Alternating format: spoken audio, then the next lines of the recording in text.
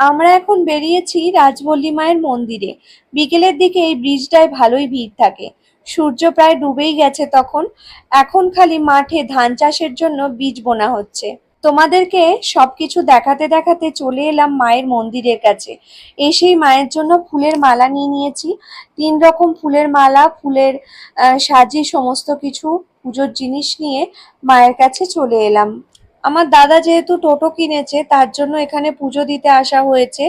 আজ যেহেতু শনিবার, সকালের দিকে অত্যন্তই ভিড় ছিল, কিন্তু এবেলাটা ফাঁকা। আর আমরা ভালোভাবে পুজো দিতে পেরেছি, আমার ফ্যামিলি সবাই এখানে এসেছিল। আমরা খুব আনন্দ করেছি। জয় মা। মাগো, তোমায় যে ভারী সুন্দর লাগছে। আমি ছোট থেকেই মায়ের কাছে অনেক এসেছি, কিন্তু আগের মতো ভোগ খেয়ে আর যেতে পারি না। আমরা আসি, পুজো দিয়ে চলে যাই।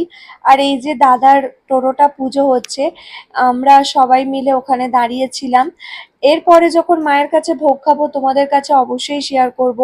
আর মায়ের ভোগ তো যেন অমৃত।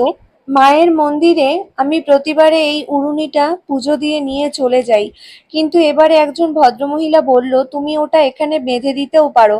তাই ওনার কথা ফেলতে না পেরে সত্যি নিজের মনস্কামনা জানিয়ে ওই উড়ুনিটা ওখানে বেঁধে দিয়ে এলাম। যখন সেই মনের কামনা পূরণ হবে তখন উড়ুনিটা খুলে দিয়ে আসবো। ওনার কথা সত্যি ফেলতে পারিনি। মাকে একটা কথাই বলি, মা তুমি সকলকে সুস্থ রেখো আর ভালো রেখো, ব্যাস এটুকুই।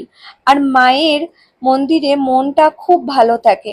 সত্যি আমাদের এখানে যাদের বাড়ি তোমরা সবাই জানো, মায়ের মন্দিরে গেলে মনটা খুব প্রিয় হয়ে থাকে। আর আসার সময় আমাদের রাধিকা রানীর সঙ্গে দেখা হয়ে গেল।